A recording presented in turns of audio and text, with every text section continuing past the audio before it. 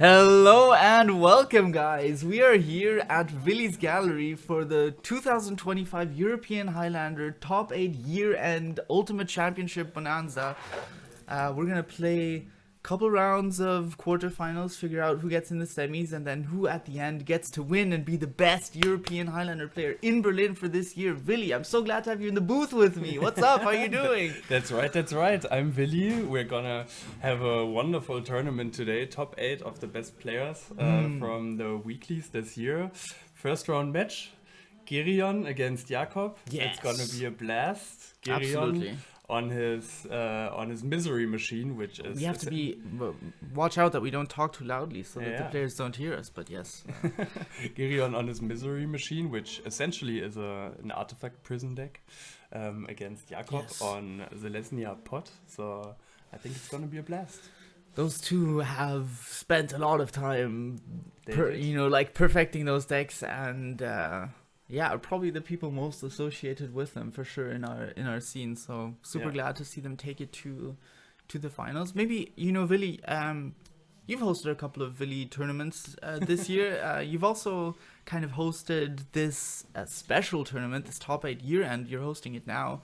Can you give us some info about who are the players that got here? How did they get here? How did they get here? So we have a point system for our weeklies. Essentially, if you win the tournament, you get 6 points in total. If you're second, you get 3. If you're third, you get 2. And 1 participation point for each of the weeklies. And in the end, the top 8 players derive from the top 2 being the players with the most wins, 3 to 7 the players with the most points, and then there is a participation player, which fortunately enough was a player who would have also qualified through points. Yeah. So we have the top 8 players today, which are Johnny being the first seed, Benny second seed. I'm gonna be We playing. can take a look at the bracket actually. Yeah, let's have a look at the bracket. Yeah. I'm gonna be playing later on as well against Max, Jakob 4th seed, Gereon 5th seed, Levin Max 6th seed, Levin 7th seed, and Daniel 8th seed. All right, yeah, that makes sense. And these seeds are always 1 and 8, 2 and 7 are lined up, and the top seeded person goes first. Is on the play. Is that correct? That's correct, yeah. I mean, that's a huge advantage. Yeah. I think one thing that I'm especially excited about to see for this tournament is how people have made their deck choices or tech choices, because as we have somebody come in, When can we start? you can start now. We are ready. We are ready. Yeah, like deck choices and tech choices, because you know who you're playing in round 1, and it's closed deck lists. Our player, where I think everybody has him put on Reanimator anyways, was all in favor of open deck lists, but closed deck lists it is. Still, for the most part, you can kind of predict what people are going to be on, right? And so you bring a deck that is good against that within your wheelhouse, or maybe you change some cards in there. As now, I guess we're ready to go to gameplay. I'm just gonna type in these names here. I know there was a question in chat as well when we're starting. We're starting now.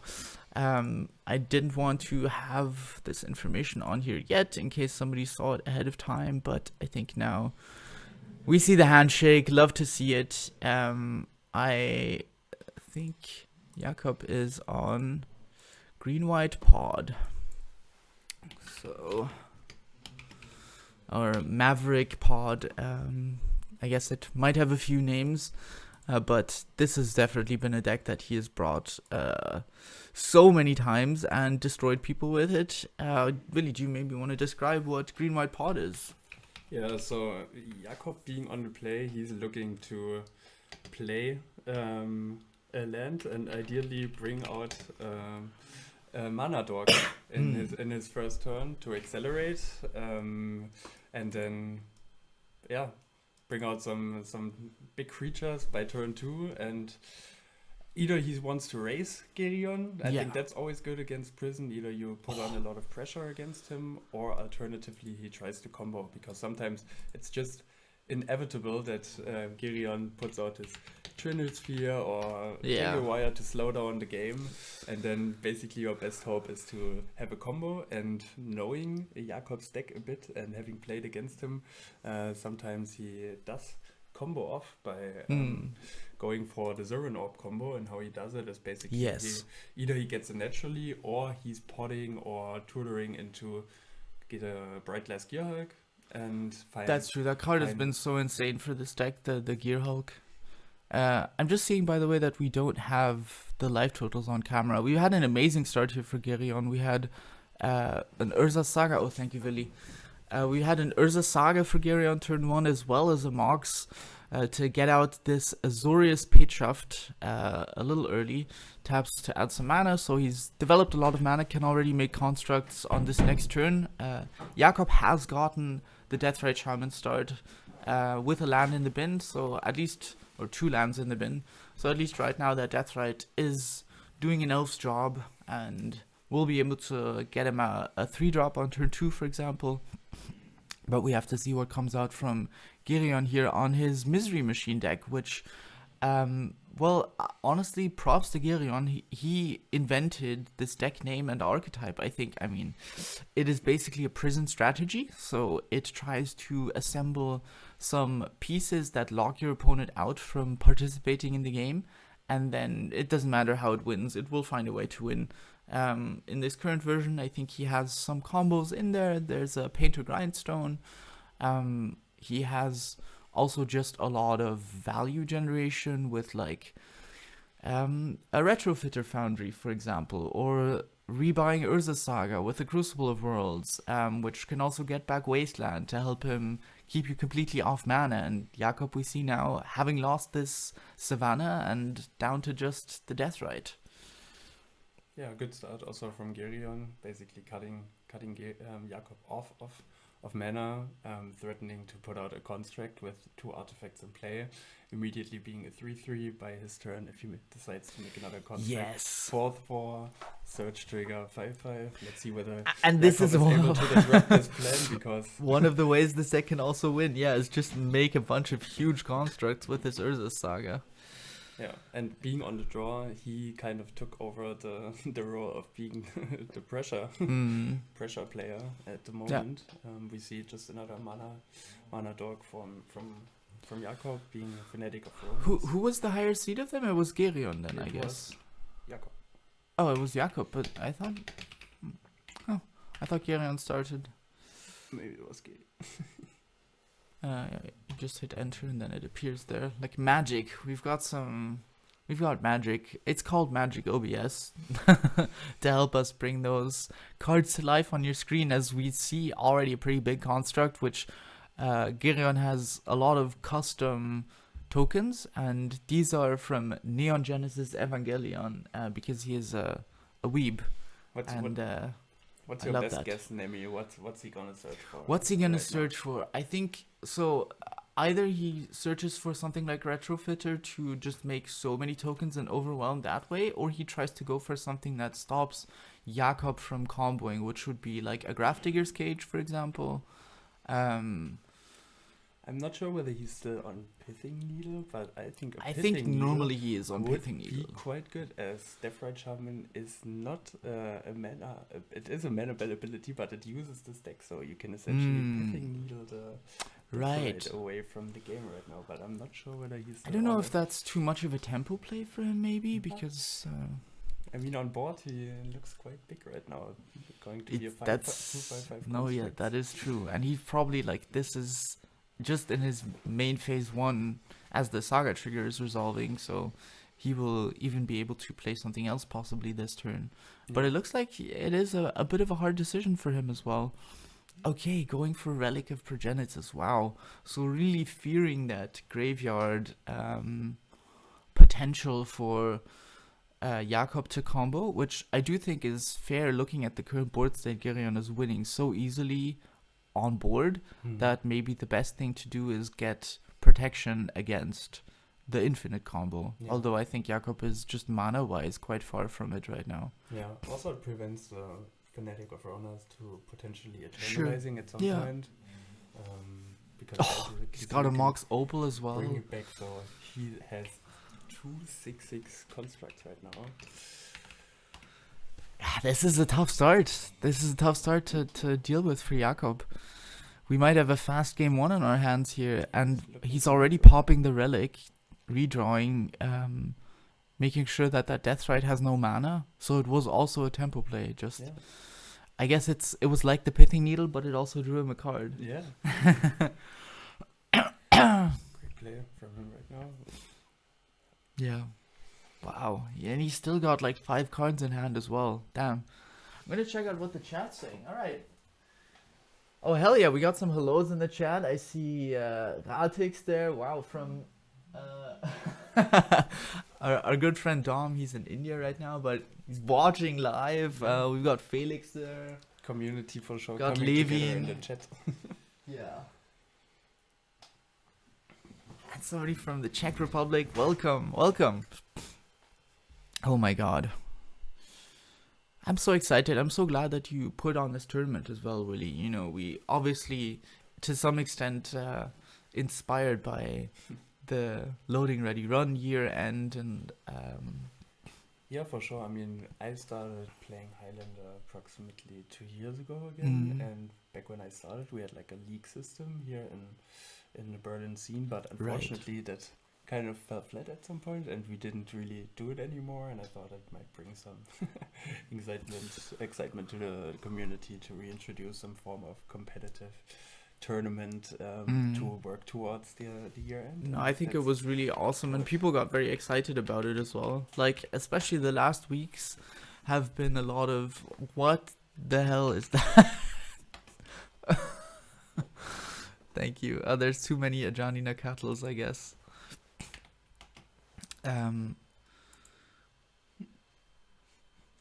Okay, we're trying to get this card. Jakob played Ajani Nakatl Pariah, which is possibly because, you know, it has like slashes and extra stuff there. It's okay. Which is gonna make a cat, and if a cat dies, Ajani flips into a planeswalker, which could become more of a permanent problem. But there's a balance from Gereon, who currently has 0 lands in play. I don't know how many cards in hand, but he's gonna kill 2 creatures here. It's up to Jakob now to decide if he wants to use that to flip his Ajani, but Jakob is definitely losing both of those lands, and another brutal setback in terms of tempo for him. Gereon gets to keep this, or I mean, we can pull a balance for the people that maybe haven't read this card before and have lived a life of pure bliss and ignorance. Yeah, infamous card has been banned in the past. Was recently mentioned in our council decision as a potentially problematic card. I think people's Wait, are you on the council? I'm not on the council. Okay, there was an announcement from the council where they Yeah. mentioned balance specifically, and quite ambiguous opinions about the card, I'm sure. I think it's really impressive in decks like Gereons, who have a lot Yes. of artifacts in other decks. I mean, it's good, it's fine. There's also diverging opinions about whether it's really good in control decks, because sometimes Sure, you don't want to lose like lands or give cards away from your Yeah. hand. Yeah, because usually you have card advantage. That's how you win, right? Yeah. Technically, yeah. But in decks like Gereons, it always looks strong. Yeah, I think in like a One combo decks. blue-white Cheons or like blue-white control, I feel like you're not playing balance. I really like the card. I think it's a health check for the format. You know, I think if balance is a problem, then maybe there's some. It's an indicator of some other things that are a problem.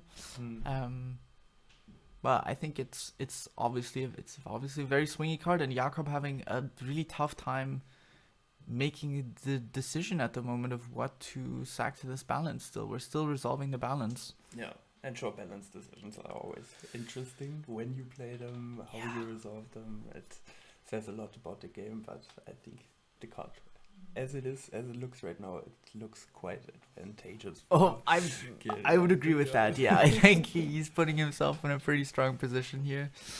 Yeah, I guess we can only hope that Jakob is able to pull something out. So I can sack see, both of those lands, tapped for mana with the Fnatic. I can see in the chat right now our counselor from the Berlin scene, Felix, mentioning one player being screwed right now. You can make a guess who he is referring to.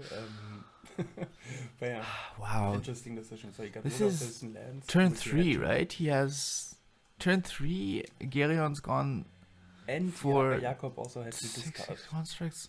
Insane. Okay. Alright, he does flip the Ajani.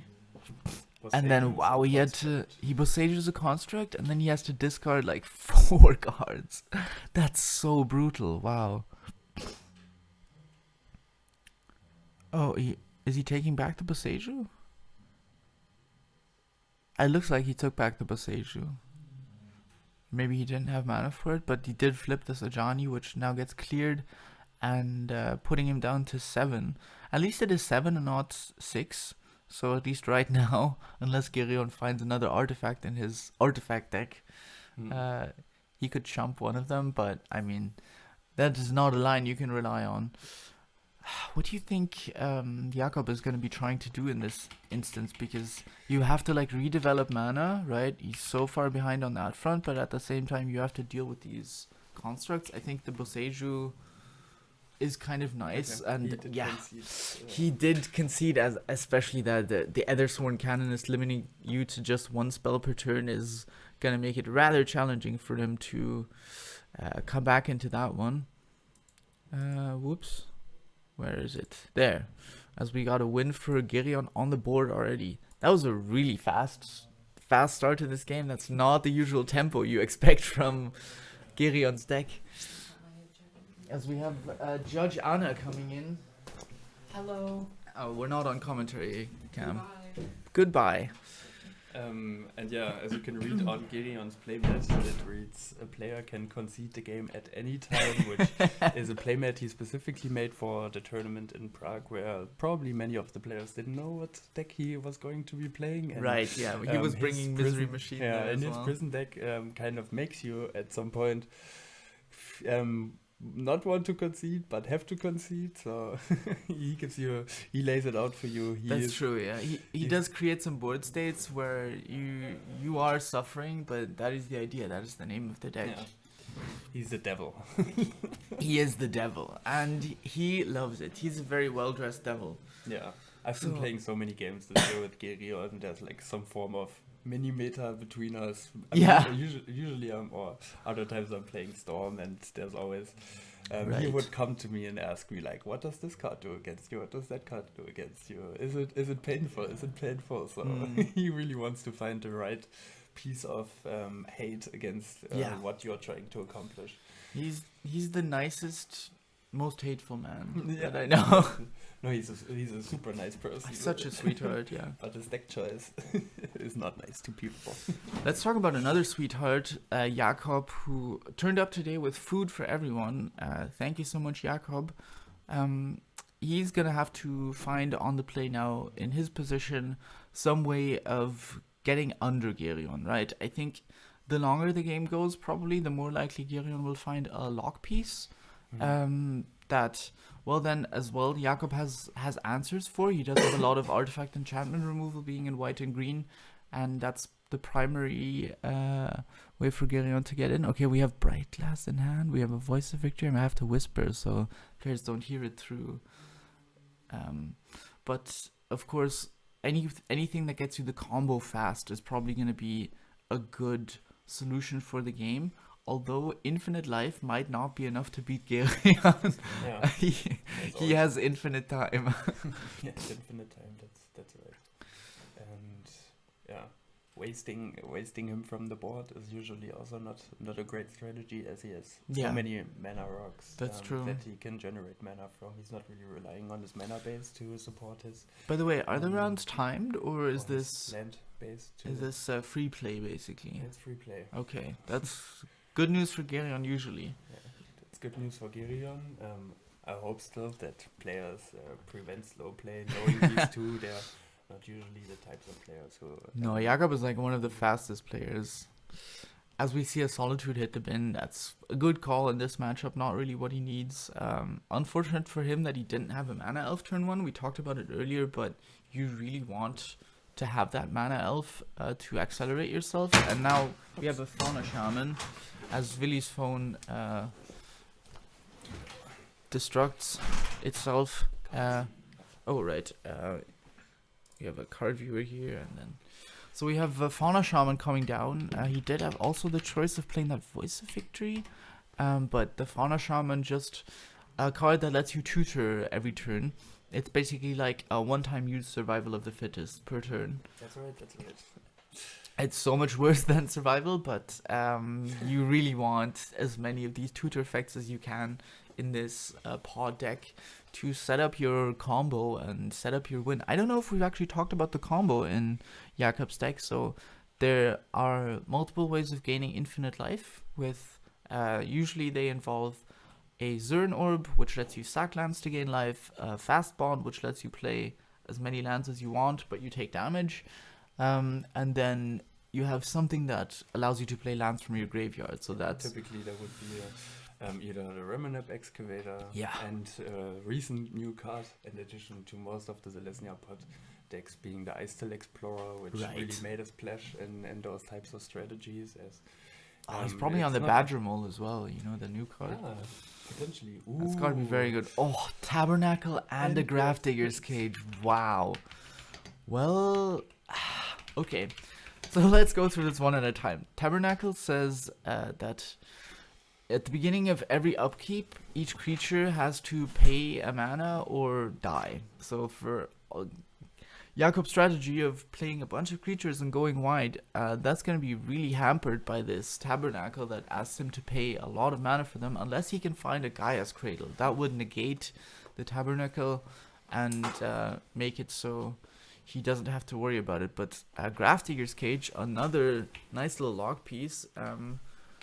Oh god, I don't know the exact text from the top of my head, but you can't...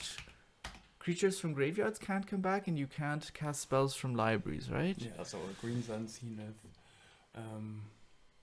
for example, Okay. I think wouldn't work, would it? I don't know, because that you're not casting the spell from your library.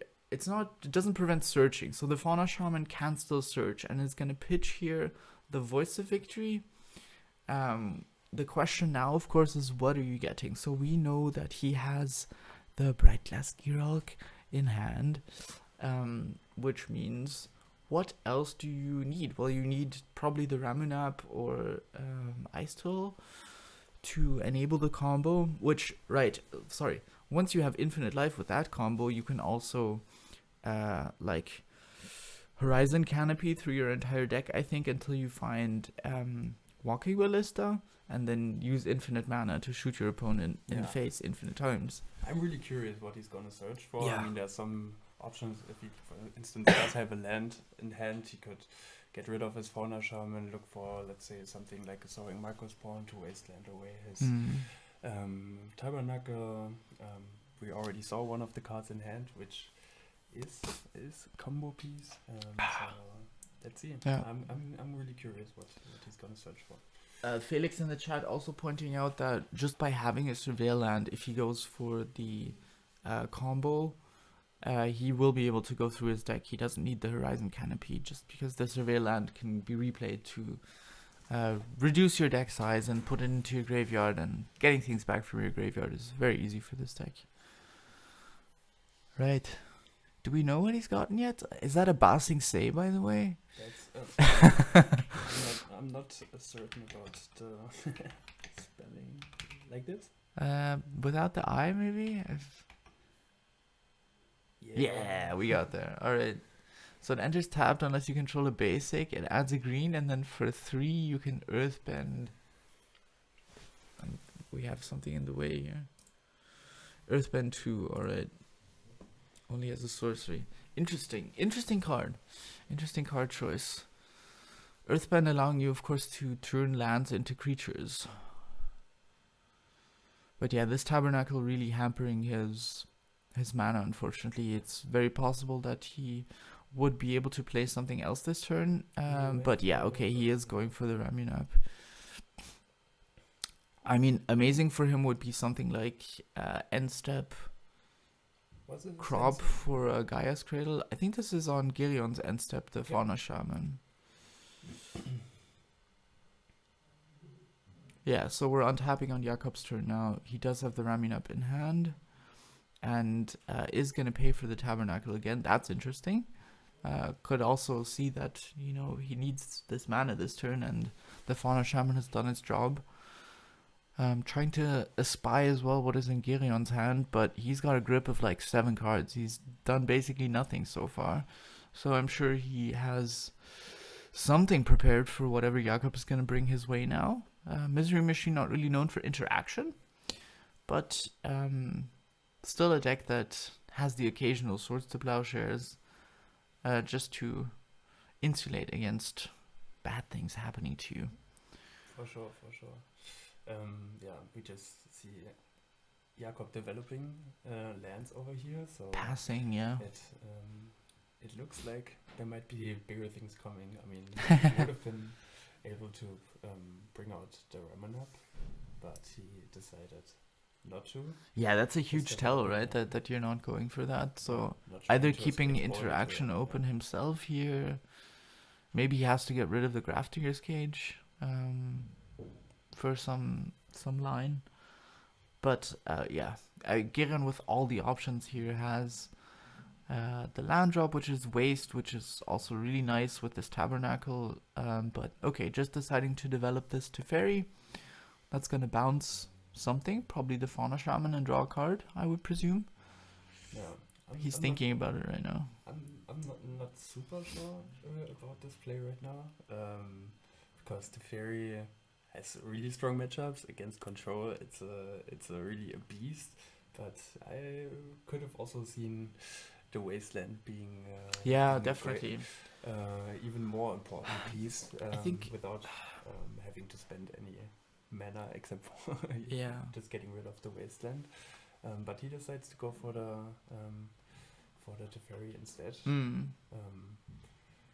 Bouncing the Fauna Shaman. That's so interesting. So Jakob didn't do anything in response, right? Like he could have played the Ramunap, then the Teferi hit, which now says you can't cast things at instant speed anymore. He didn't respond to that. He didn't. I think we Fauna both Shaman know what again. might be, might be on its way Yes. right now. Have a strong inkling, but does he have the double white? Yeah, he does. He has he the does. the Lush Portico. Okay. And there we see it. The namesake of the deck. You want to pull it up? We did this see it in is- his opening hand. Now it's on the board.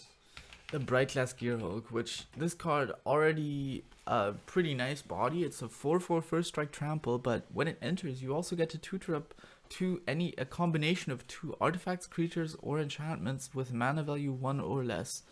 And in this specific deck, it can go for example, Ocelot, Pride, and Guide of Souls as well, but usually the targets are Fast Bond and Zurin Orb, 2 of the 3 pieces that you need for the infinite life gain combo. Right. And he does have the Ramunap in hand, so next turn we'll be able to get infinite life unless Gereon finds a way to disrupt that. Yeah, I mean, depending on whether Jakob has a land in hand, he can disrupt putting all the Right. cards on the board in the same turn by just wastelanding him. Mm-hmm. Because he does need 4 mana to cast all the cards in one I guess you turn. could just let the Gearhulk die to Tabernacle. Yeah, but if he gets wasted, he stays That's on, true, yeah. on 3 lands. And instead of the 4, he needs to cast both the Ramunap and the Fast Bond. So let's see. Yeah, Gereon also plays cards like a Crucible, so he also does Crucible That's true, effects yeah. in his deck. So if we see it potentially, he could disrupt his mana base enough to prevent Mm-hmm. Jakob from comboing next turn, Yeah. and yeah, until he finds enough basics essentially. But let's see what the next turn of Gereon. It's very is gonna interesting. bring. Yeah, I mean, he has this opal that is turned off right now. He has the Graftinger's Cage. Did he discard at end step? I guess because he... So answer is probably Yeah, he has so many cards in hand. And now this Teferi gets to take up Gereon can play sorceries at instant speed, which is something that rarely comes up, but sometimes it really does come up. So that's a Razor Tide Bridge. It's just an artifact land, and now the question is really, where does he take this turn? Oh, sorry, the keyboard has inverted. Okay, it worked anyways. Yeah, I mean this Graph Digger's Cage, I think you're feeling like this isn't doing enough, right? It just prevents creatures from coming back. It doesn't stop the combo, I think. So he is gonna have to find some piece that takes out creature abilities. Like, for example, I was talking with him. I don't see that he could still play this turn anymore, but he was thinking a lot about siding for this matchup, right? And he was talking with you as well, and I know that one card that made it in is Humility, which absolutely sounds like misery, and would be quite good in this situation to shut off the Ramunap's ability to, replay those lands from the graveyard. But we're tapping for 3. Did already play that tap land already, so let's see what's coming out here. It's Trinket Mage, alright. But it looks like he has no mana left to play anything unless he gets a 0-drop, and then he could tap the Mox Opal. So maybe he's getting something that he can cast for 0, an artifact to enable the Mox Opal to make mana. Otherwise, he's getting possibly just a good, useful interaction piece that I'm not thinking of right now that he can play. Oh no, he has the Razor Tide Bridge. The Mox Opal is turned on. Pardon me. Okay, yeah, he's getting the Soul Guide Lantern, which is going to be able to exile a graveyard at the point of his choosing, which will be able to interrupt this combo. It doesn't mean that it stops the combo necessarily. It's possible that Jakob has even just one land in hand would be enough to cement the cycle again, and he can always sack lands to the Zuran Orb as well, of course, to put them in his graveyard. Yeah. Once he has the pieces on board. Yeah, I don't think the Soul Guide would disrupt anything. I think he's right figuring now. it out as he as he's doing it as well, that the Soul Guide is not enough. I mean, the only really important land on Jakob's board right now is the Survey land, because it allows him to churn through his board by using the Ramunap, surveilling essentially through his entire board until he finds something to kill with. But yeah, I don't think the disruption really works, as land drops don't use the stack. You can't really attack. What else do you get? Okay, he gets Can Pithing react Needle to name Zuran Orb, I guess. Yeah. Yeah, that's pretty good. I mean, this green-white deck does have probably 10 cards that, when they come into play, destroy a Pithing Needle. You know, you've got your Knight of Autumns and such. But mana is the question as well for this turn, right? So we're naming Zuran Orb. Thank you so much to the players for making that clear as well. We really appreciate that. Possibly also we might want to pull up the Pithing Needle, but yeah, Zuran Orb, so just says 0 mana, sack a land, you gain 2 life. And then Pithing Needle is an oldie but a goodie. This card used to be an all-star sideboard and still makes it in some older formats, right? Yeah. I mean, it's for Gereon's deck, it's something you never want to see in your opening hand, because as Highlander is a one-off format, you're too much in the dark to make this really be a sensible choice. You want to anyways. tutor it up when it makes sense. Yeah. But now it makes sense. It essentially disrupts Jakob's game plan enough to buy him. He does decide to develop the Zuran Orb, by the way, even though... Yeah. Oh, he's changing his mind? No, he does develop the Zuran Orb. He's fetching now. So he can't Zuran Orb the lands, but he can play this fast bond probably, and then get like +3 lands from his graveyard or something like that. I can't see how many lands there are there. That's Voice of Victory, Solitude, Fauna Shaman, and so he just has this one land, but he can replay this one land which is a fetch. That's quite nice with the Ramunap, of course, to spend, I don't know, 10 life and get like 10 lands. I think I'd probably do that.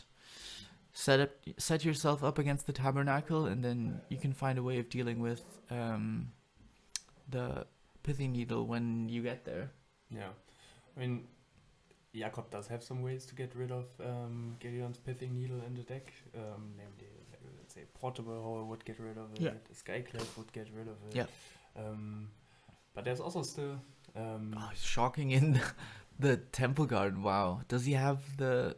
he there's the has the Boseiju. Boseiju. Okay, sick. That was a really nice, really clean sequencing from Jakob to set himself up there. So we have a scoop. Wow, okay, I was not expecting that. I thought Gereon's deck can still power through even Infinite Life just because it's so much about delaying and enduring. But I guess even for his deck, Infinite Life is too much of an insurmountable problem. So the players are 1-1 now, and we're going to go to Game 3 for our first quarterfinal here, which... He did have the Surveil land in hand, so he would surveil through his entire deck until he surveils away a draw land, like a Horizon Canopy, which lets him then allow to draw his entire deck and find a Walking Ballista. So, the game would have been over in that turn, I'm sure. I'm just seeing that it says here that we're in the finals. That is not quite correct. I'm gonna put in here quarters 1. That is a little more apt. And maybe as we're between the games, we can quickly jump here to the bracket again to remind you. So Jakob playing against Gereon right now. The winner of that will go on to face against Johnny and Daniel later, whoever comes out on top there. I think that's the 4th match that's going to be taking place because Johnny is first seed. So he gets the privilege of playing last. And again, as a reminder, the higher seeded player always starts. Then, of course, we have Willy against Max. The higher seed there is Willy. And You're the higher seed, alright. And finally, we have Levin and Benjamin, who are going to be facing up later. We're really getting into it. So, here we start with Game 3 of our quarter final number 1. Yes. Gereon against Jakob. Two games where the decks did what they promised. Hey, I mean, the game 2 from Jakob for sure, the game 1 from Misery Machine, I guess he does do the big constructs or the saga thing as well, but that's not the primary goal of the deck. It's not the primary goal of the deck, but it's always so frightening. I remember games against Gereon where you think like, how do I power through before he places an ensnaring bridge on the board, but then suddenly he doesn't get an ensnaring bridge, but has his 7-8-8 constructs on the board, and you're like, damn, that bastard. Damn. I mean, again, we have another handshake before Game 3. I love to see that. I think maybe we can talk a bit about so you mentioned you brought this tournament series or like this year end basically as an encouraging factor to get people to come and play, right? In weeklies, I think that's really worked. We've had a very strong weekly scene recently. And of course, everything during the weeklies leads up to this. So I know some players, like for example Daniel in the 8th seed, he's been I think down there in air quotes, like just making it in because he was experimenting a lot with different decks, with new decks, with decks that now his opponents, whoever faces against him, I think first it's Johnny, can't be sure, is he going to be on his classic Jess guy, is he going to bring the Death and Taxes that he's been also like really pushing recently. He's also played Blood and Taxes. Like there's a lot of the weekly knowledge that flows into this tournament, of course, and surely there are some players, for example Benjamin, who plays a different deck, a million decks. You could never put him on something specifically. I was also testing around a lot this year, bringing stuff like Cascade or true, yes. random other decks that I mean, I thought would be a nice touch and fun you to play started with. this when we went into this year, you were still on like Esper, like you were really playing Esper mid-range, and then you figured out kind of like Yeah. Doomsday Storm, and that's been your main baby right now, right? Yeah, I was seeing somebody play Doomsday in Airport, and it it didn't look that strong, but it looked Super fun. fun, Yeah. and something. Hey, out that's of the what it's box all and- about. I mean, now you're the Doomsday guy. It goes pretty quickly. All right. So we see Jakob on the draw developing Hmm. Llanowar elves. We had a Scalding Tarn here from Gereon, possibly finding a Surveil. That's right. There we go. Oh, I see. Thank you. We have to talk a bit more quietly because our players are also silently, taciturnly passing turns between each other.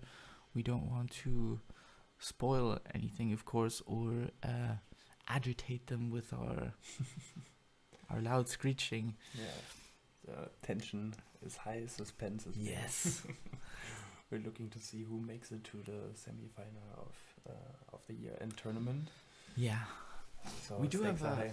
a lovely start here from Jakob, of course, with his Llanowar elves already developing the turn 1 mana dork like we talked about. That's quite a cornerstone of this deck. You always want to have as much mana as possible, as early as possible, which is why he's on, Gaia's Cradle as well. With the crop rotation, he's playing all the elves, and he really prioritizes getting that mana out fast. And then on Gereon's side, we have the Archive just to fix mana right now. That's a Ritual Import. It's I think. Oh, whoops. You're absolutely right. How did I see a Ritual Import? Wow, and we have Oswald Fiddlebender, and we've got a reader on Jakob's side. This is basically a pod. It's no, we can do it. We can do it. It's Oswald Fiddlebender. It's like a pod for artifacts, but it's only once per turn. So it's kind of like the Fauna Shaman is the survival of the fittest. This is what is the new pod called for artifacts? The 3 mana repurposing bay. Yes, it's a repurposing bay on a stick. So it's a 2/2, but you can also tap it to turn your artifacts into one bigger. And wow, Jakob just decides to explode on the board here. We have an Elvish Reclaimer, we have an Ocelot Pride, and we have a Sylvan Safekeeper. And this is, for example, the kind of situation where balance just feels so unfair. Using this whole turn to play 3 threats, and then one card just could kill them all. Although it would force Gereon to discard a lot of cards as well, so I don't know if we will see that. But a lot of problems being presented here by Jakob. Target room, and there's the balance. We talked about it. A lot of problems being presented here by Jakob. The Ocelot Pride. Thankfully, he does get to keep his lands this time. And I wonder, what do you think he would keep? So I don't think the Sylvan Safekeeper is making it. I assume, unless he needs the Llanowar Elf, just for pressure. But the Ocelot Pride can't get past the Oswald. Yeah. I feel like What are the Elvish Oswald's Reclaimer is the... What are Oswald's Oswald is a 2/2. Okay. Probably he's gonna keep the Reclaimer. I think so as well. I think so. Lands in play. It just enables him to actually do something on this board despite losing all his all this creature pressure that he was trying to put on. Although, of course, like we also said, Gereon will have to discard some cards as Jakob ditched. Jakob played a bunch of creatures, so Gereon probably has to discard like 3 cards here, I would guess, to make up for this balance. And it is a fair and balanced card. That's it's in the name. It keeps the game nice and honest, and I'll be very interested to see where we go from here, because Gereon hasn't played his land for turn yet. Has a hard time deciding what to pitch, I think. And of course also has this Oswald that could now be activated. But he needs mana and an artifact for it, so... Oh, Jakob deciding to sacrifice both lands to the... Wow! And therefore he's just keeping his Llanowar Elf. Okay, that's not the Get a line head I start. saw, but Absolutely. Whenever your opponent balances you and you have the option of nuking their lands. But he does have to do it before balance resolves, so now Gereon will be able to keep lands in hand from before discarding and replay those.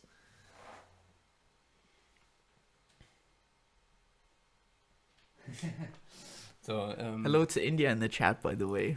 So Misery Machine potentially being on the wrong side. Yes. Jakob deciding to take matter into his own Jakob. hands.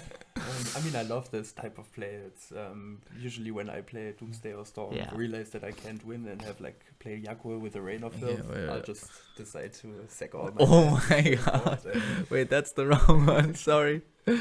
I just wanted to adapt the deck name here. I don't think we've got green white pot anymore. We've got Green Misery Machine. Maverick. we've got Maverick Machine. If I can pull it over, alright. Nope, I can't pull it over. That's very unfortunate. Love for this to be in frame. No, I can. Okay, everything is good. So we've seen Jakob developing an Ursa Saga. Gereon with the immediate answer of wasting. Yes. But while he's getting in with the land war, okay. This has turned into a very different game. I mean, the scary thing is Gereon has that Oswald, which will be able to turn whatever artifact he does have into a more useful one.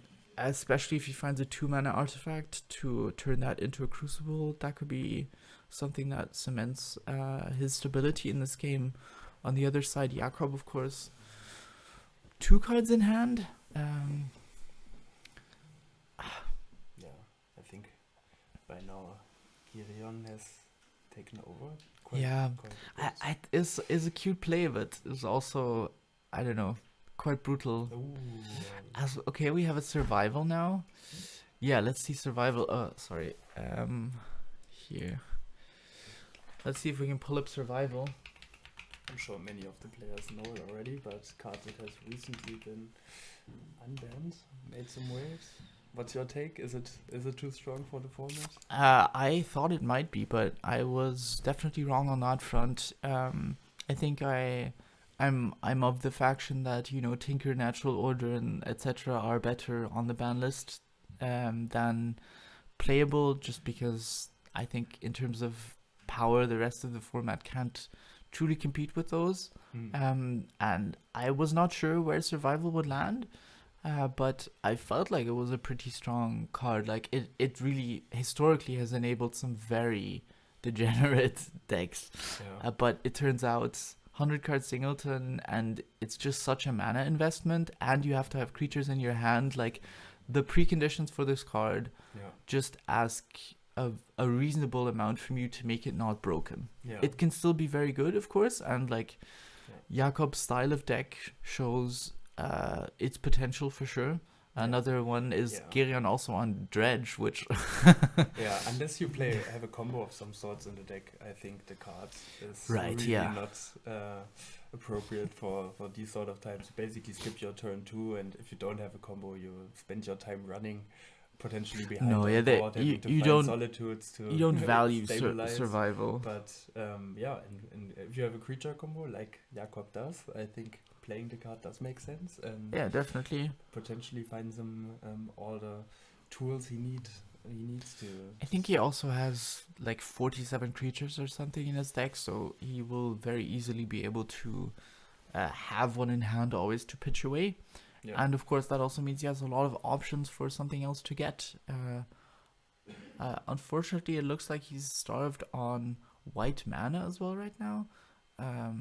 And the players are being quiet again, so we gotta be quiet. But one possible line that he could take, of course, is to survival, pitch a creature, and get We do see a Tangle Wire. So here comes the Misery Machine, I would say. I was going for Tangle Wire hitting a the Witch ball. Blessed Meadow, the Witch Enchanter, which can be played as a white land in case he was missing that still. Well, he is missing it, but if he needs it. But the Tangle Wire buying Gereon just so much time here, as I guess his Oswald Fiddlebender beatdown plan is in full swing. Yeah, so he did sack the talisman to get that out. Alright, playing another land here. So Gereon's mana looks to be pretty fixed. He has white, black, green, blue. Yeah, he has everything that he needs. Jakob's still missing his white. So I do wonder if he will go for the Witch Enchanter here. Yeah, he just started pitching. Mm. He did pitch Fiend Artisan to his Survivor. I mean, Witch Enchanter, good and all, but not castable instant speed, so he needs No, all I the meant mana. I meant to play it as a land in case he okay. needs the Yeah. white source. Yeah, okay. No, I get that. Yeah, but we have to watch out that we don't scream the lines too loud. Tough situation for Jakob now. I really like the pivotal decision was sacking those lands to the balance, of course. I think if he hadn't done that, I mean, we don't know what else Gereon has in hand. Maybe next turn Gereon just goes like, yeah, lol, Teferi, and then I don't know. So that's also an aspect why I think balance is such an interesting card, because typically the person who plays it made the decision based contextually to what's in his hand. Yeah. But Jakob realizes that as well, so he went to the line. Okay, you play balance, wanting to keep your 2 lands, but let's just disrupt the gameplay over here by sacking my own. I think card is always destined to have interesting. That's an endurance? Okay. He tutored for an endurance. Well, I guess it is castable during his upkeep. Yeah. Which that's the plan for he's gonna react to the Tangle Wire trigger, Yeah. bring the endurance in play. Yes. To stabilize on the board. Somebody knocked.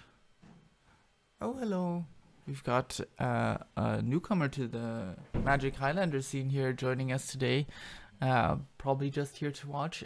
Angie, is there something that you need, or are you just chilling? All right, welcome in then. Cozy up as we try and figure out where this game is headed. The Tanglewire tapping down all his lands and creatures, of course, but the Endurance smart get just to develop something to the board so this turn isn't wasted. I think Yeah, and also prevent the Oswald beat-down land that Gereon. That's true. I mean, also, honestly, tucking that yard for Gereon can be quite valuable. He had a lot of things in there, and his deck is quite capable of getting them back with the Crucible, with Savine's Reclamation, and cards like that. And what a testament to Jakob's gameplay. Gereon deciding to sacrifice his Tangle Wire. His Tangle Wire, yeah. Just pulling up Endurance here, if it works or if there's too many cards. No, okay, we do have the Endurance there. Oh my god. Sacking. So who's the real Maverick now? He's sacking the Tanglewire to get his own Bright Glass Gearhulk, which in his deck I think is just a value card basically. I mean, it's a sick artifact creature, of course. 4/4 first strike trample again. And he doesn't really want to pay green, white for that. For the most part, you want to tutor that out.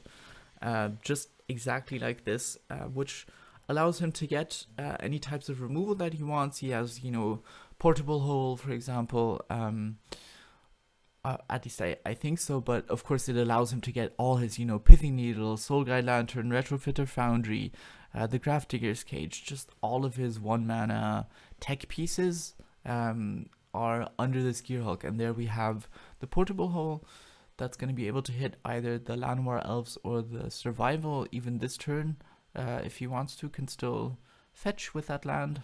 Probably he's going to hit the Survival, would be my best guess. I would assume so as well, yeah. He does still have 1 mana to spend with the Survival if he wants to pitch the 1 card in hand. Jakob, I mean.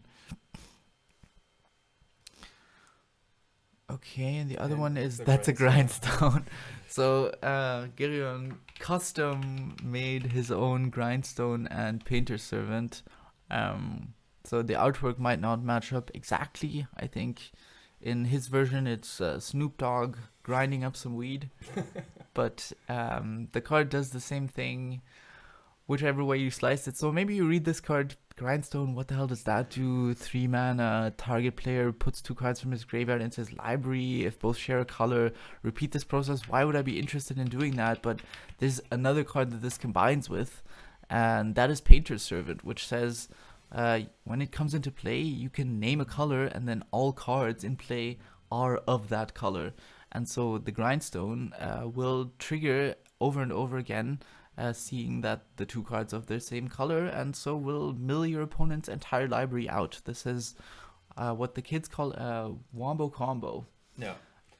And essentially, this combo would also force basically Gereon to get rid of the survivor, because this combo is really vulnerable to spot removal. Yeah. Like a solitude that you can cast instant speed to disrupt the combo. Right. So I But think having he a will be survival able to on get board one more survival use, right? So possibly, at least, if he has a land in hand. Yeah, if he has a creature in hand, knowing about what's potentially going to happen, if he does have a creature in hand, Yeah.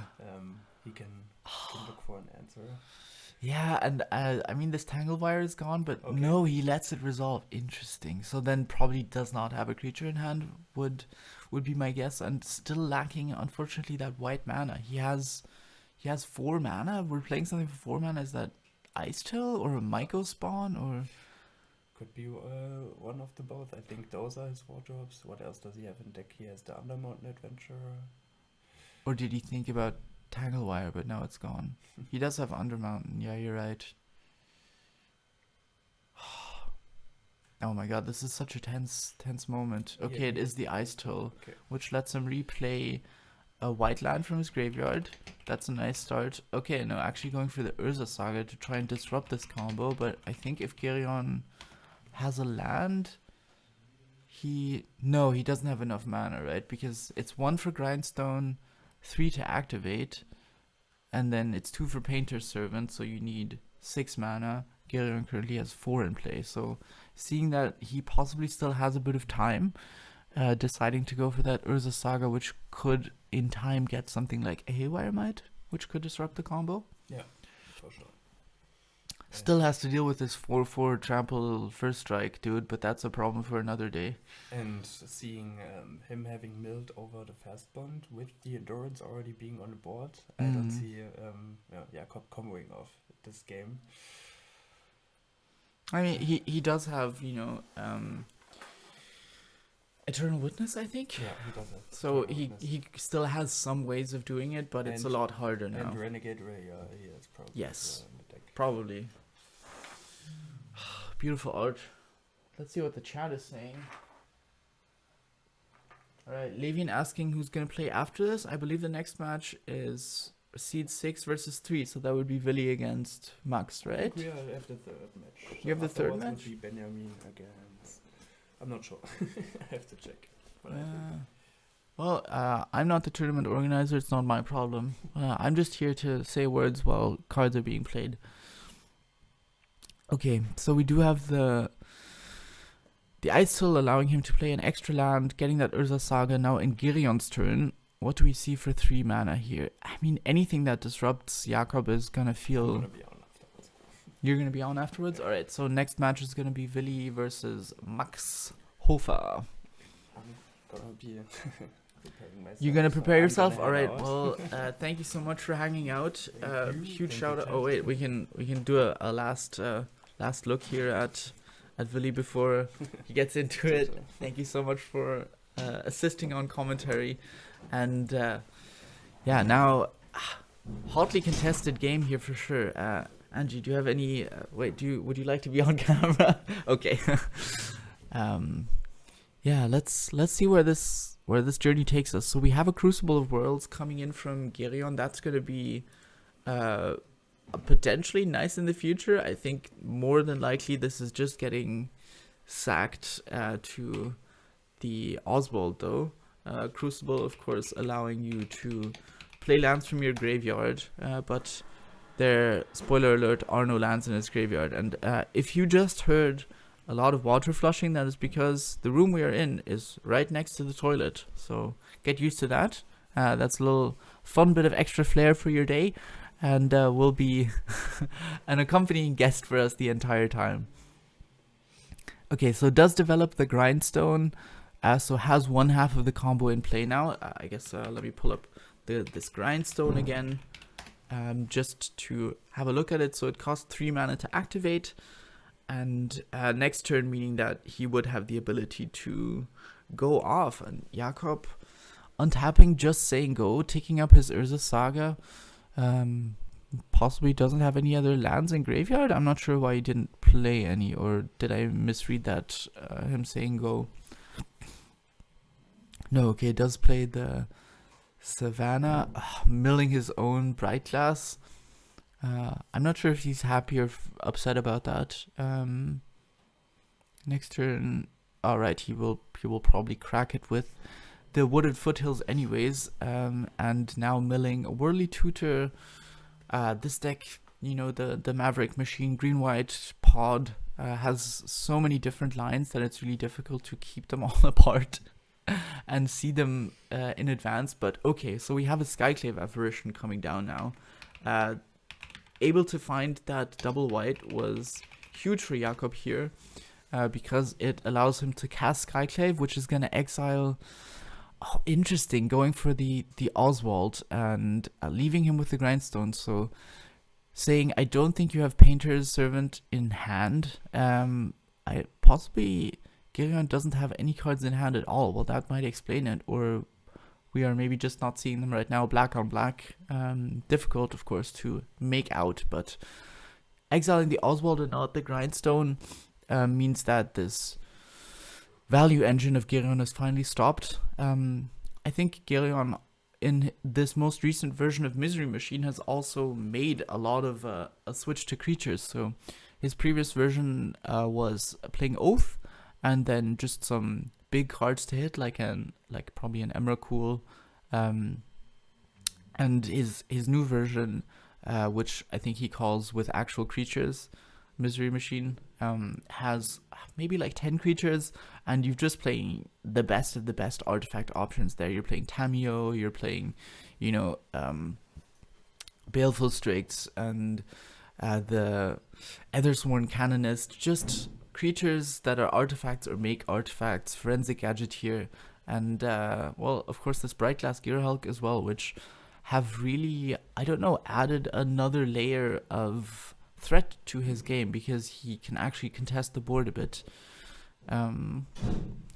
Very interested to see where he takes this turn now. Looks like he has 2 cards in hand, one of them being Strix, which is just gonna draw another card. It's a nice blocker as this game now goes on and stalls into what looks to be a bit of a grind fest. We have a Wasteland coming down now, which is likely to take out that Urza Saga. Jakob will spend the mana to make a construct, and does get a Neon Genesis Evangelion construct. That's very kind of him to lend that.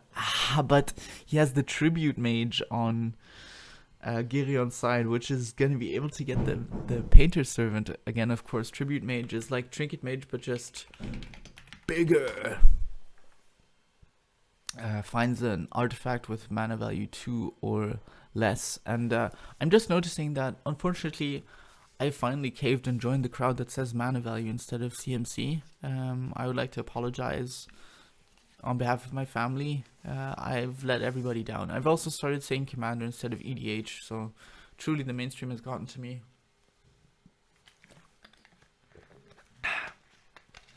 Okay. So Tribute Mage getting Snoop Dogg, the Painter's Servant, which will enable the Painter Grindstone combo, but right now that's still in Gereon's hand.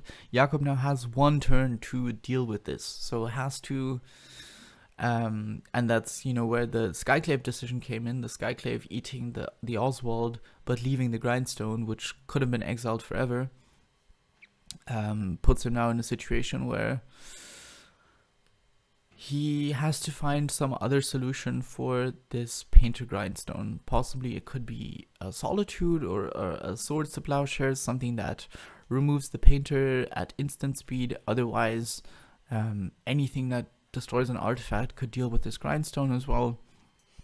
Be it a Cankerbloom, a Haywire Might, a Knight of Autumn. And of course, he had very smartly replayed the Urza Saga in the turn that it as soon as possible would have gotten him that Haywire Might. I'm not sure what we see there. Oh, okay, beautiful. That's a seam rip, and that's exactly what we needed from his side. This is basically Portable Hole, but as an enchantment. And yeah, with that, he takes out the combo. And now Gereon has also used this Tribute Mage to get the Painter Servant, which now is effectively useless until he deals with that seam rip. Of course, now this puts like the scary seam rip nuke onto the battlefield, which the seam rip can still be destroyed, and that gives him back the grindstone. But yeah, I'm actually not sure how much artifact and enchantment removal Gereon is playing. I know the Portable Hole is one of them. Possibly he's on a prismatic ending. I'm gonna try and pull up the deck list, and we might have. Yeah, we might have some time to figure this one out. It looks like the match has drawn to a stall, and truly, I think this is more the Misery Machine experience that you might expect as drawn out matches, small incremental decisions that really add up over the course of the game to ensure that we reach a final victor that deserves the spot, and not somebody who through quick and tempo-like pressure manages to snatch a win. But yeah, let's take a look at Gereon's deck list here. So ways that he could deal with that. He could bounce it with Teferi, the Seam Rip, of course. Okay. Yeah, we do have a prismatic ending. There's not a lot of ways, it looks like. He's probably got like an Otawara to bounce it as well, but it looks like for the most part he's worried about permanents that are actively contributing to the battlefield and not passively lying around there locking things in. You know, it's kind of like prison respect. Since he's playing prison, he wants to make sure that the other person's prison also feels welcome and included at the table. Urza Saga, of course, also being able to be replayed from the graveyard with that Ice Till. The Ice Till has really been such a big boost for this deck. Just the fact that it's another Ramunap that's playable. So it's a 2/4 that's pretty nice. You can play an additional land, and then it also mills you for one, which is quite helpful. Okay, we have a Whir of Invention for, what is that? 1, 2, 3, 4, 5? So Whir of Invention for 2. This is going to allow him to get any artifact with CMC 2 or less from his deck, put it into play. Maybe I missed one, and there is one that is able to bounce the Seam Rip or destroy it.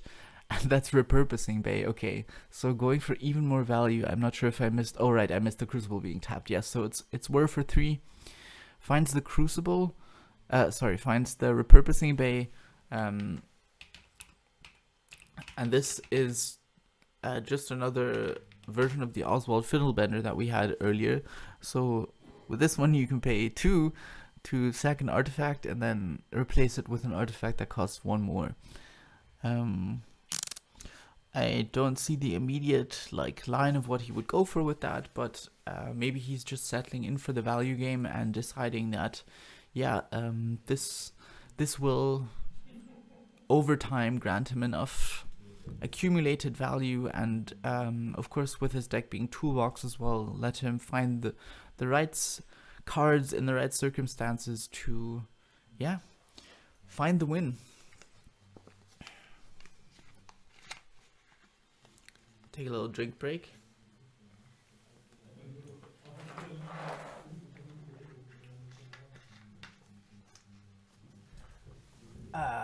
Yeah, hi chat. This is absolutely a sick game 3. I mean, we had the speed version of games 1 and 2, but this turning out definitely to be quite an intense and long match, and all coming back to, if I'm not mistaken, that balance, right? Where that Llanowar elf decided to stick around, and he decided to sack the lands to the Sylvan Safekeeper. So, yeah, decisions really... We see the consequences of those decisions even now still. The Endurance also having been quite nice to tuck the yard, of course. after the Tanglewire came down and the Crucible of Worlds didn't have that many targets. Now it has a couple more. As this repurposing bay, is that being activated to... Oh, right, he possibly sacked... he sacked the Razortide Bridge. I was briefly not paying attention, to get a Chromatic Star to cycle. So just looking for more card draw. I'm surprised he didn't go for like a Retrofitter Foundry to start just making big dudes. He has, I guess, not enough mana to fully commit to that yet. Jakob now holding his graveyard in his hand because it's basically another hand anyways for him. Milling another card. And I mean, the world is not exactly his oyster. He has a bunch of kind of smallish dudes that would love to contest with this Brightglass Gearhulk on the other side, but it's just too big. I mean, again, that card is just kind of cracked. It gets two of the best cards in your deck, or the cards that you need right at that moment, but it's also just a 4/4 trample and first strike, which quite hard to deal with. Sure, he would love to find a Solitude or something to get that off the board. The Skyclave is already gone. What did he mill there? I can't see it. It was a card. It was a creature. Playing another basic, this time a basic Plains. And now considering his options again. So his Urza Saga plan is slowly coming into play. This construct that he has right now is just a 1/1, but he's getting in there with... Yeah, I think he's recognizing, like, I have to start turning my cards sideways. Is able to, I think, make another construct now. So that Tribute Mage will trade once he decides to make the construct. I don't know if the Baleful Strix is blocking anything right now, but weirdly this is turning, I guess, into a race. Very interested what he still has in hand on Jakob's side to follow up after this. Alright, so making the construct to make sure that those trade, because those are now 2/2s, and then the Fanatic of Veronas also dies, which I think can now be eternalized, or am I missing something? The Veronas just disappeared, it went below the deck. I'm not sure why that happened. Maybe he is just... Oh, right, he's immediately eternalizing it. Does he have the correct token is, I think, the question. So, Fanatic of Veronas, one of those mana dorks that I don't tend to play, even in my green mana dork decks, but that has certainly shown that, well, it is quite... Did I just move? No. Okay. I think everything's fine, but I feel like I just moved this. No, okay. It looks fine. We're fine. Okay, getting in. Eternalizing this Fanatic of Veronas, which comes back as a 4/4. Just a big body. And... Wait, did he... Oh, I guess he didn't exile. I'm not sure why the Fanatic is exiled if he didn't eternalize it. Maybe it was already eternalized before, and that's... I can imagine that. Okay, I will assume then that it was already eternalized before. And this Gearhulk now... Is it going to be on the offensive still, or does he have to keep it back? Because, well, Gereon does have a lot more... has a lot less life to work with by a margin of 2, and Jakob has a lot more creatures by a margin of 4. Going for a Thopter Foundry now, this will definitely be another out for him, and again we have to test how well prepared or how well he can draw into artifact removal on Jakob's side. Thopter Foundry comboing with Sword of the Meek, but even without Sword of the Meek, this is just a card that lets you pay 1 mana, sack an artifact, and it makes a 1/1 Thopter and you gain a life. So a great card to stall, a great card to enable him to buy more time, buy more life, buy more blockers, but he doesn't really have a bunch of artifacts right now that he could sack, so deciding to play Snoop Dogg there. As a reminder, that's the Painter's Servant, and again, wastelanding the Urza Saga. So we're just playing this interesting game where they both have a Crucible in play, and okay, yeah, no, he is wastelanding the Urza Saga. So the Saga will eternally be able to come back and then die, never fulfilling its dream of fetching one CMC artifact. Thank you, Felix. Yeah, the Ronus was already eternalized. I figured as much.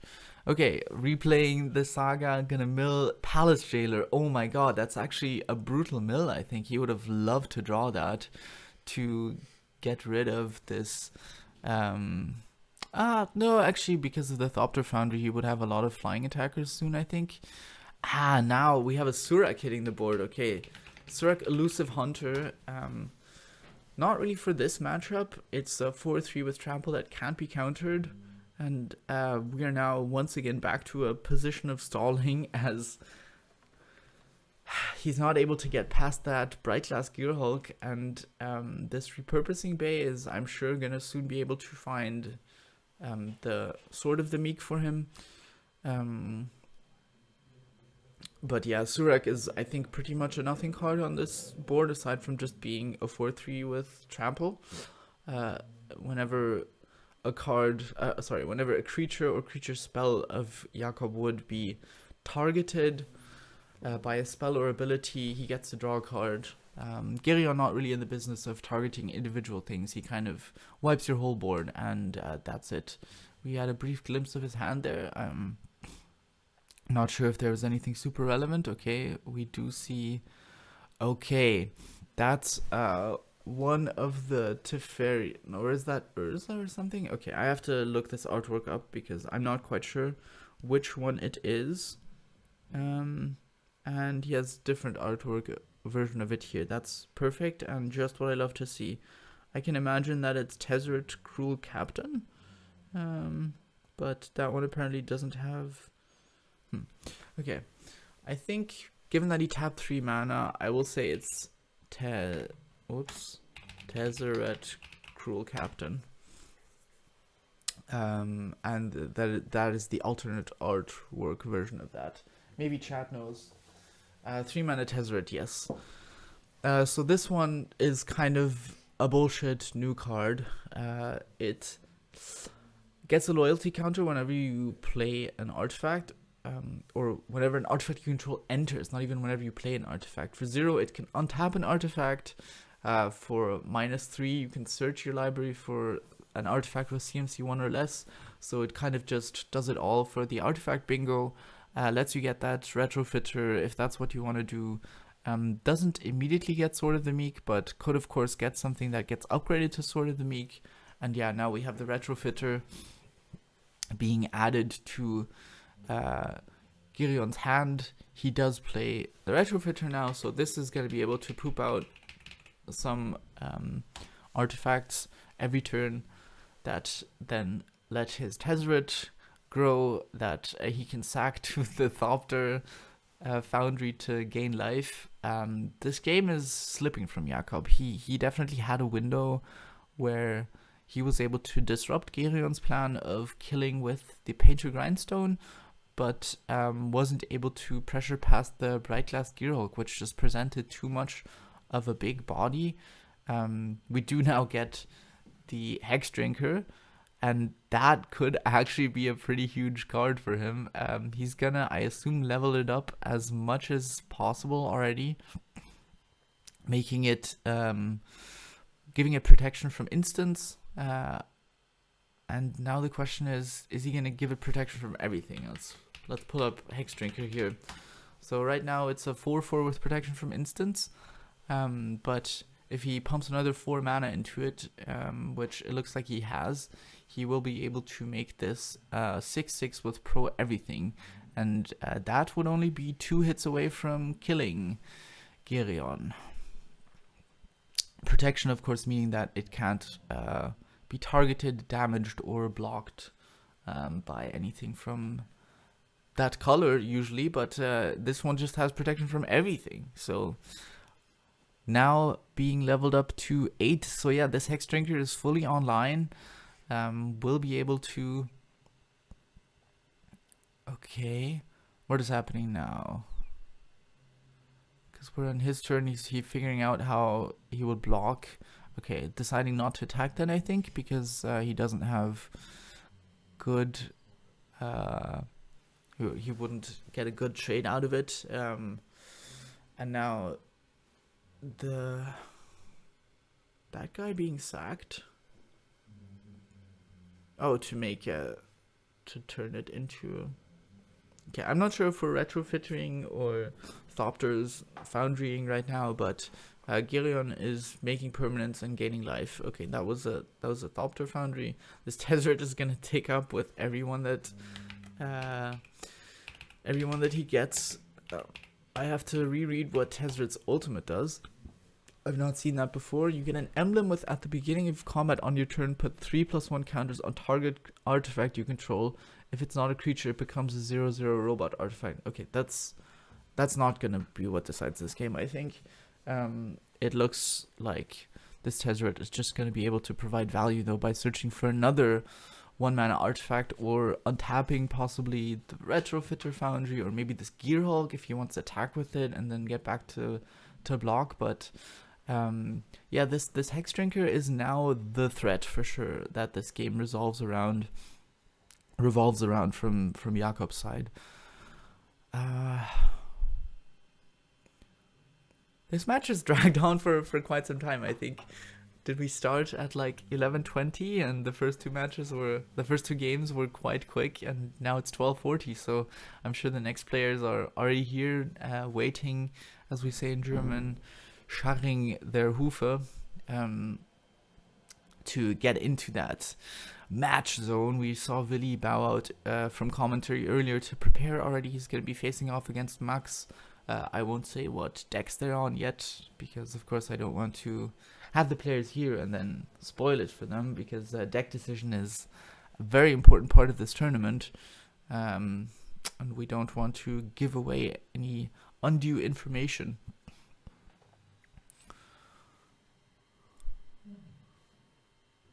So I heard a big sigh from somebody.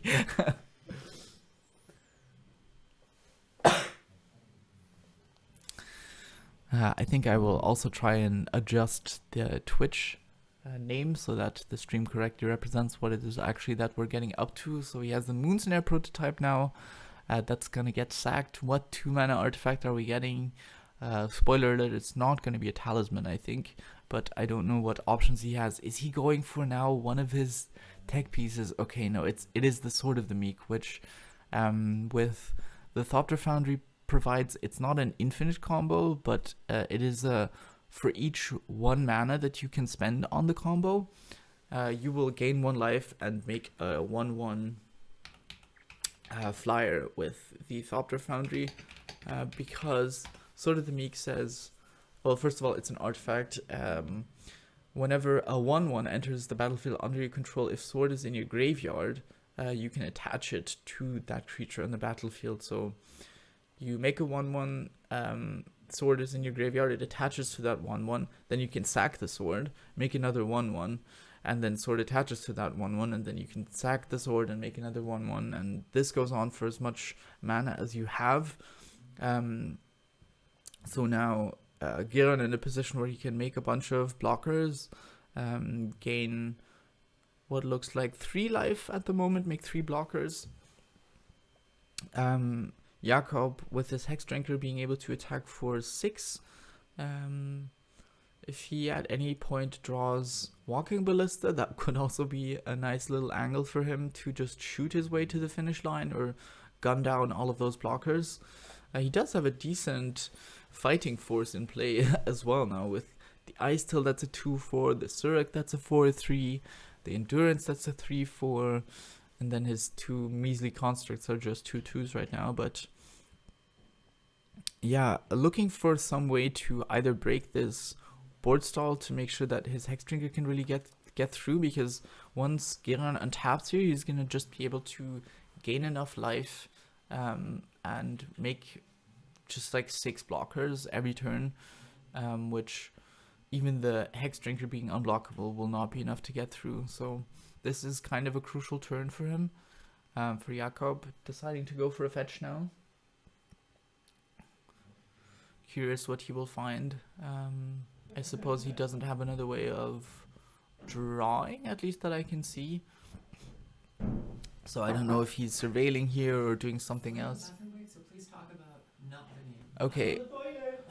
We have a brief bathroom break as one of our players, I'm not gonna make a pun about right, needing to relieve some misery. And okay, we see cards in, I assume, hand, that is for Jakob. I will not say what they are because we have a listener, but yeah, he has to try, I think, and use this turn to come up with something that will be able to stem the tide of all these incredibly annoying 1/1 flyers that gain you life as well. And oh my god, these are artifact players, man. He does have a beautiful landline now. Alright, you can talk about the game. Yes, thank you. We saw Gereon back on screen. That's okay. So we have Caracas. We did of course see that he just had lands in hand on Jakob's side. So that's kind of unfortunate for him. Would have been very nice to this turn find just something to do, as his Hex Drinker is gonna get in.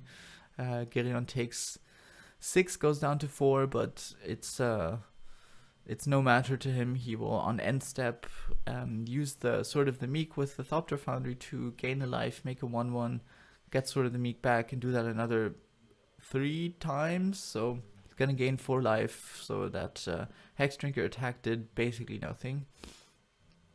And he's just doing that again and again and again, and demonstrating I have this loop. Gonna gain some life. I'm gonna make 3 extra Thopters, which another great thing about having Retrofitter Foundry and Thopter Foundry in play is every Thopter you can just turn into a 4/4 with the Retrofitter Foundry. So the 2 foundries truly working in conjunction here to create just a devilish amount of value for Gereon. Really tough for Jakob to dig his way out of this, if not by comboing, then through combat. And I mean, really, it was just this Bright Glass Gearhulk that stalled his team for so long. I wonder if the right call was to at some point just start chump attacking into it, accepting that he's going to eat your biggest creature, but getting a little bit of extra damage through. Maybe that would have made the difference. I think looking at the life totals right now, probably not, but there might have been a window there. And yeah, Felix, on the money there with your assessment. I think Jakob has struggled to find anything of relevance, while Gereon has, of course, his engines in play, and he's chugging along. And this is exactly where this deck wants to be, is to have you feeling like, wow, I can't do anything. And then you realize you're in the misery machine, and that's what he brings to the table. I know, of course, Gereon also somebody who plays a bunch of decks. He plays like Temur Blitz, for example. He plays like Mardu Attackers. He plays Blue Red Moon as well. He has many different artifact brews, but I think it was quite clear to him that he would be bringing Misery Machine, even though I think he talked a lot about Jakob being a difficult matchup for him. This Maverick deck that just through hybrid combo is able to put both pressure onto the board fast and consistently, but also has the option of comboing to gain infinite life and then killing with the combo as well. So was a deck that he was definitely a little scared of going up against, but seems like he is able to turn that corner now at the moment. I'm very much trying to decipher what card that is.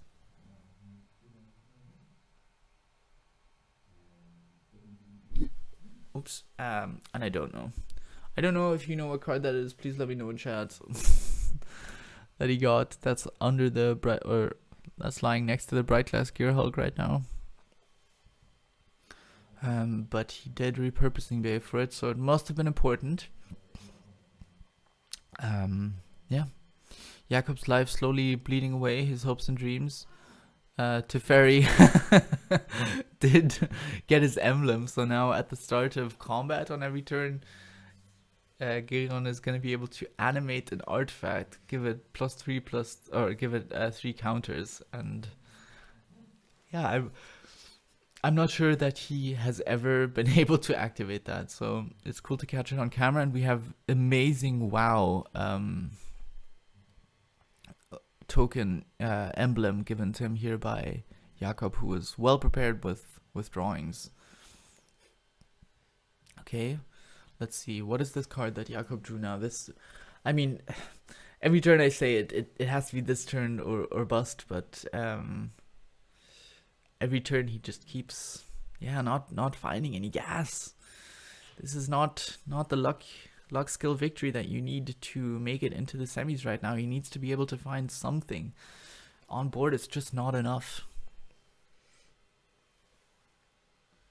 Ensnaring Bridge. Oh, yeah, I think you are right. That's an artwork of Ensnaring Bridge that I'm less familiar with, but I think that's a good call. Yes. Thank you, chat. Alright, another land milling. Passing Say now enabling him to earthbend the land every turn, but it's not gonna be enough to keep up with Gereon's value engine here, and Gereon now goes for an intuition. And I think in a normal tournament setting we might see a scoop from Jakob here in response to that, because Gereon is just presenting so much. But given that we're in the 2025 year-end top 8 European Highlander Berlin Championship hosted by Willy, Ultimate Extreme Extravaganza Bonanza, Jakob is of course going to be able to stick it out for as long as his willpower allows him, until the last drop of blood is bled. He will be on the battlefield fighting for his chance to become the champion and represent all the green-white players. I think also something interesting for Gereon was you could be pretty sure that Jakob would be on Maverick on this green-white pod, but Jakob has also played an Abzan like Ruin Your Evening style deck in the past, as Gereon is now deciding what to intuition for. It looks like it's just a value intuition for an Urza and a Dam, which is a board wipe. And then intuitioning for tutoring for another tutor. That's a classic. So yeah, Jakob has also played Abzan Ruin Your Evening, although I think his matchup into Gereon with that, I would be very interested, but I assume is horrible, because Gereon just doesn't care about everything that Ruin Your Evening does, because he is the one playing the actual Ruin Your Evening deck.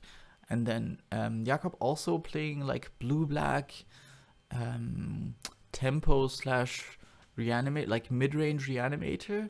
That might have been an interesting choice for him to bring in. Of course, each player having to consider the possibility of which deck their opponents are likely to bring, and then what tech choices to make there. So we saw definitely a couple of curveballs I have seen in some deck lists based on their round 1 matchup, for example, like who are they facing in the quarters, and so on and so forth.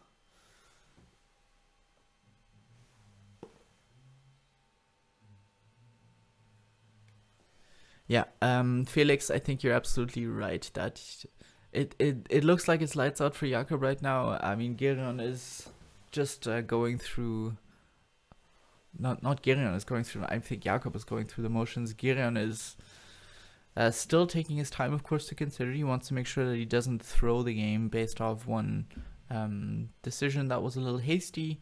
I know that sometimes during our normal games at the weeklies that is a problem with this deck, because even though he is very fast at playing Misery Machine, it is just a deck that lends itself to slow games, because the prison archetype wants to lock your opponent out and squeeze them dry. So really nice for him to be able to have untimed rounds here, and really thoughtfully consider all his options, just to make sure that he doesn't bone himself in the end and achieves the fastest and safest path to victory. And yeah, Variotaivas, I'm not sure how to pronounce your name. Misery Machine is it's like Gereon's baby. He is the architect of this deck, the architect of this archetype almost, I would say. At least the way that we see it in Highlander. I haven't seen something in this specific niche of make your opponent have a bad time before. There's definitely been, you know, for example, just artifact lists that try to artifact combo, and he's been on that as well. He was on like Paradox Engine and a bunch of wheels to draw through his deck, but that deck has kind of just evolved over time to play like the best tutors, the best lock pieces, trying to get, you know, something like turn 1 Trinosphere and making sure your opponent just has no chance of ever getting back into the game from there. And right now he's on this version with creatures, with the Painter's Servant, with the Bright Glass, with the Oswald Fiddlebender, and I think we've seen why that version is really successful at the moment. Jakob now gaining some life. As we see, was that a Solitude? Did he somehow get it back? I'm having a hard time following Gereon's many game actions. The Icetal Explorer is still in play though. Yeah, it has to be some kind of combo out for Jakob, I think at this point, unless he... But he's in green-white, isn't he? You know, he there's no Headliner Scarlet to bail you out, but first you have to deal with this Ensnaring Bridge, and then you have to, if you want to attack, then you have to deal with this Thopter, Foundry, Sword of the Meek combo, which Gereon isn't even using to full potential because he has mana to spend on other things. He's not pressured in that way. Yeah, dire straits for Jakob, but so far he's still hanging in there. Gereon deciding to go for another token. His board is starting to fill up, and this Sword of the Meek happily coming back and letting this Tezzeret grow. Can you have multiple emblems of the same Planeswalker? That's a cool question. I don't think I've ever been in a situation to concern myself with that.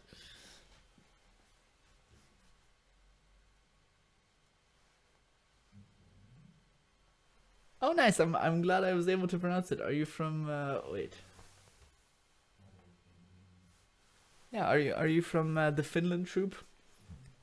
I think something really great this year has also been that we've had so much cross-pollination between different tournaments. You know, we had tourney here that a bunch of people came over from Czech Republic, from Finland, and then we had Mikuláš's tournament in Prague, which of course he has now also made it to counselor, been promoted for putting on just an amazing tournament and putting so much effort into the community as well. I think it's really cool that, yeah, we're just getting more excitement still about this format. Okay, a Witch Enchanter, wow! Finally able to find some interaction. The question is, what is that Witch Enchanter hitting? Okay. So we've unlocked the game. Witch Enchanter doesn't show up, but it destroys an artifact. He ends up destroying the portable hole, pitches something to the Survival of the Fittest, which is now unlocked again. Okay, this game might not be in as much of a bind as we thought. So I was thinking about, you know, what do you disenchant? Is there you're trying to get rid of this ensnaring bridge, but I guess at the moment it's also keeping you alive, so maybe that's fine. But no, he of course, knowing his deck so well, immediately sees the line of, let's get rid of that portable hole. It unlocks my survival of the fittest. This is going to allow me to fetch other creatures that can deal with the rest of these problems. So he could get Haywire Might, Night of Autumn, all kinds of cards like that. Or he could start going for his own combo and assemble that. He could also go for example, Walking Ballista sucks to shoot down all of the tokens, even though he has a ton of mana, because the Repurposing Bay will just get a Pithing Needle that locks it down. So I'm very curious what he's gonna pick up from this survival, but he was very quick to decide on this line, so I'm sure he has something in mind.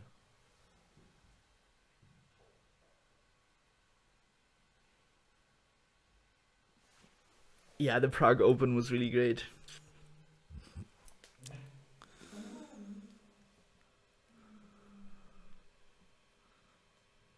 Wow, this match is incredible.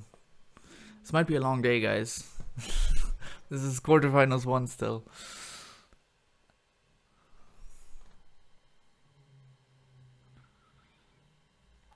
Yeah, but I'm really happy that the scenes are connecting a bit more, you know, with Finland, Czech Republic. There's also a bunch of players in Slovakia, right? Or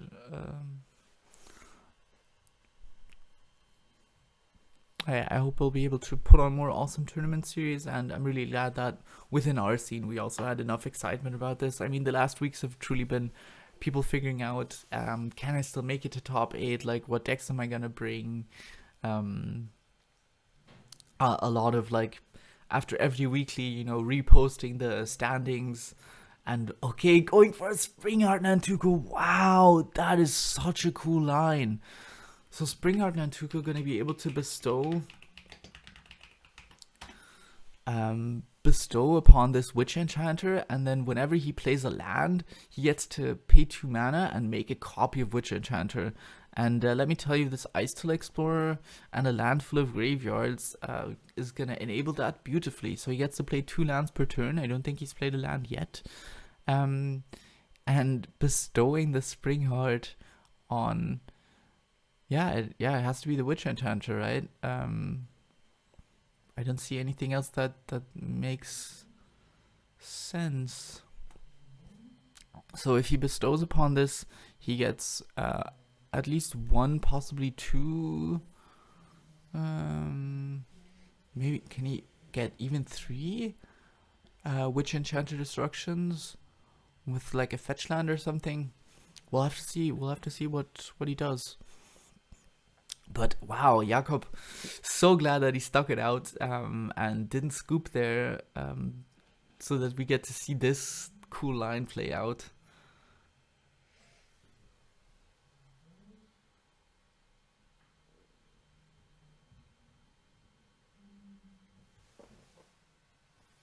When is the next Ilema? I'm sure I'm butchering. But I know we've talked in the Berlin scene as well about heading up together to a Finnish tournament. Okay. Oh my god. It's happening, guys. We have a 6 here, which I hope the card reader will be able to find. Yes, so this one says, during your turns, you can discard a land to play non-land cards from your graveyard, which will allow him to get the Zurn Orb, I think, that he lost earlier. Is that, I mean, if he finds the Fast Bond as well, that's infinite life. He's counting now. I guess we are still bestowing the Springheart on the Witch Enchanter. Or is that not even good enough? Is something better happening? Oh, it's in September. Oh, okay. I mean, that's a long time. We still got time. Where is the 2 times button? Hey, Philip. Nice to have you here with us as well. This is definitely a bit of a longer match. But, you know, patience is a virtue and amazing things are happening. Okay, so he fetches. I don't see. Did he Did he have the spring heart? Okay, so picking up the Zern orb, or maybe he just discarded that. Yeah, maybe he just discarded the lands, but no, he's playing, so okay. Well, I'm sure when we rewatch the tape, we'll be able to get all the details of this again. The life is at this point off screen. Don't know that it even matters because we're comboing for infinite life. But actually, Angie, if you could tell them to move the life tracker in a bit more, that would be amazing. Thank you so much.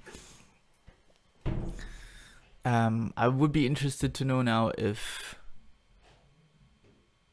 No, I don't see it meaning infinite life right now. The 6 is gonna be enabling him to play cards from the graveyard. Okay, we do have the life tracker moving in. That's good enough for now. So we're on 9-8. And the 8, of course, being important. Okay, now we do get fast bond. Thank you so much. We do have fast bond, we have Zern Orb, and we have I think he's got it, right? I think he's got it. So he didn't even need the Springheart Nantuko line. That was just a little flex for fun. He's gonna gain infinite life. He's gonna gain infinite life, mill his deck. He has Grafdigger's Cage in hand. And then from his graveyard, he can play the, what is it, Walking Ballista and shoot for 1,000,000 damage. And is, I think, able to clinch the victory if I've seen that correctly. That was an absolutely incredible match. Wow. Okay. Wild. I'm really happy that we got to witness that absolutely amazing game.